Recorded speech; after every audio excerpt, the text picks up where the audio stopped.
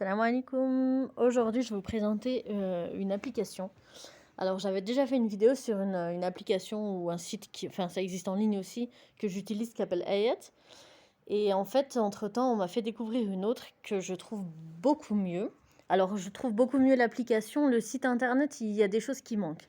Il y a des choses qui marchent pas, je sais pas pourquoi, sur le site internet. Mais l'application est vraiment bien.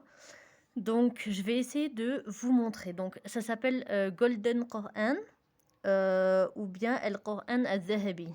De toute façon, je vais vous mettre les références, Inch'Allah. Alors, vous voyez, donc, bien sûr, on a le Coran qui est affiché. Pour l'instant, il n'y a rien de surprenant. Et en fait, c'est ces options que j'aime bien dans cette application.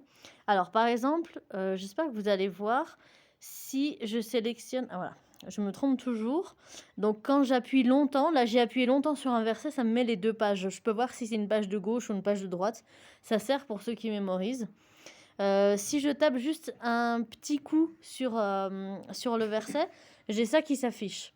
Alors, qu'est-ce que ça me fait tout ça? Alors, attendez, je sais pas si vous allez voir si je mets mon doigt. Non. Ah. Alors, en fait, bon, bah, on va partir là, sur la petite... ce qui s'est affiché en haut avec les couleurs, juste en haut du verset. Donc, vous voyez, on a 4 marque-pages, vert, bleu foncé ou violet, je sais pas, et un peu rouge. Donc, ces 4 marque-pages, ça peut être pour...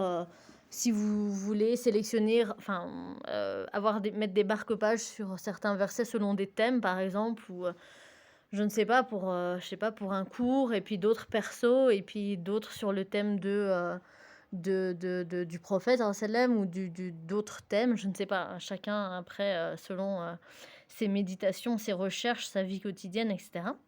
Ensuite, vous voyez ce Coran au milieu qui est ouvert, en plein milieu de la barre, là. Je ne sais pas si vous voyez quand je pose mon doigt.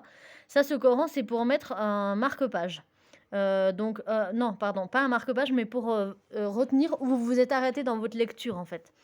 Donc, vous pouvez pas en mettre plusieurs. Si vous mettez celui-là, enfin, si par exemple, je sélectionne ce verset-là en disant je me suis arrêté là dans ma lecture, et ben, si j'en sélectionne un autre après, ça va effacer celui-là.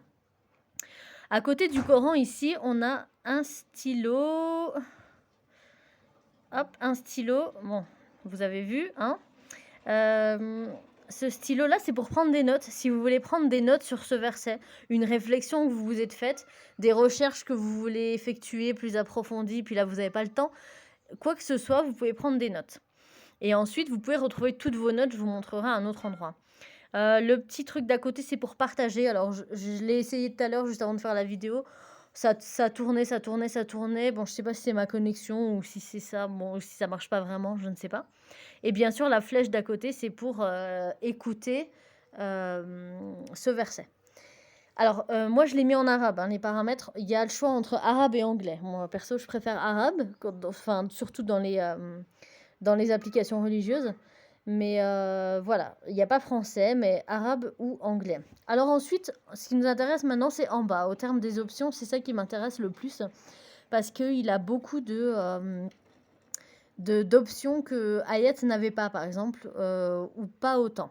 Alors là, vous avez, par exemple, Ma'anil Kalimat, ici. Alors, vous pouvez l'avoir en anglais, hein. C'est le sens des mots. Alors, si vous cliquez, hop, bon, bah là, il n'y avait rien d'exceptionnel. Voilà, par exemple, ici, il explique le mot al-adoun. Il donne la définition. Maintenant, oups. Ah. Si je reviens ici. Donc, il y a aussi à côté al-i'rab, c'est l'analyse grammaticale. Ah, ben si ça me revient à ça à chaque fois, on va pas s'en sortir. Patientez, patientez. Donc, je ne vais pas cliquer à chaque fois. Donc, vous avez vu, il y a Ma'anil Kalimat, l'essence des mots, l'analyse grammaticale. Ensuite, as-sarf. Donc là, c'est très bien pour mes élèves et ceux qui ont des notions d'arabe. Bien sûr, ceux qui n'ont aucune notion d'arabe, là, ça ne va pas leur servir.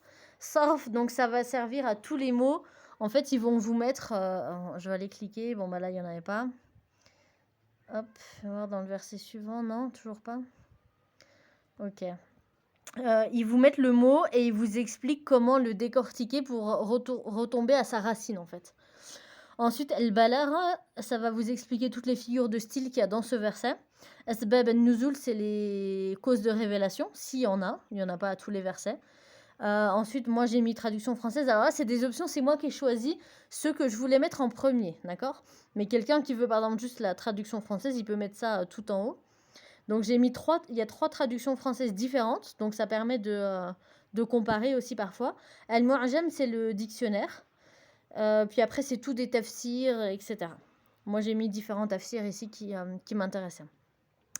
Si je switch de la droite vers la gauche, donc j'ai la table des matières ici, hop, qui me permet de choisir la sourate que je veux. Donc là, par exemple, j'ai... zut, du coup, j'ai perdu mon marque-page. Ah, ça c'est malin. J'ai mis le marque-page ici et du coup, ça m'a perdu le mien. Bon, c'est pas grave. Ensuite, là, j'ai les différents juz. Donc, c'est classé par juz. Ok. Donc là, par exemple, j'ai le premier juz et le... Donc là, j'y vais puisque j'ai cliqué dessus. Ok, vous voyez comment ça marche. Ensuite, là, j'ai le mulahazat, c'est les notes que j'ai prises. Comme je vous montrais tout à l'heure, vous pouvez prendre vos notes, vous pouvez les retrouver ici. El marji'iyat, c'est là où vous aviez mis des marque-pages et que vous pouvez les récupérer. Si vous l'avez en anglais, ce sera dans l'autre sens. Là, moi, j'ai été de la droite vers la gauche. Mais si vous le mettez en anglais, ce sera dans l'autre sens, ce sera de la gauche vers la droite. Et moi, ici, de la gauche vers la droite, j'ai tous les paramètres. Je peux changer les couleurs, je peux colorer les versets. Vous savez, il y a des Corans comme ça, où les versets sont colorés selon les thèmes. Par exemple, je vais avoir 3-4 versets d'une couleur, et puis après, je vais passer à une autre couleur pour indiquer que ça change de thème. Donc, j'ai tout ça. C'est ici, bien sûr, que je peux changer la langue. Et voilà. Qu'est-ce que je voulais vous dire d'autre sur cette application? Donc ici, si je clique sur... Ah oui, voilà. Ah mais je suis passée en anglais. Ah, j'aime pas quand c'est en anglais. Attendez, il faut que je le remette en arabe. Bon, c'est pas grave, je vous le laisse. Ici, on a d'autres... on n'a pas que le Coran. Il y a donc les horaires de prière, l'orientation de la qibla, les azkar, comment je traduis ça? Les invocations du matin, du soir, du voyage, etc. Tout, enfin, genre la citadelle du musulman. Voilà, on a des options pour faire une khitma, c'est-à-dire de lire le Coran du début à la fin. On a une librairie tout en bas à droite, là vous voyez, avec des livres, mais qui sont en arabe. Je sais pas s'il y en a en anglais peut-être.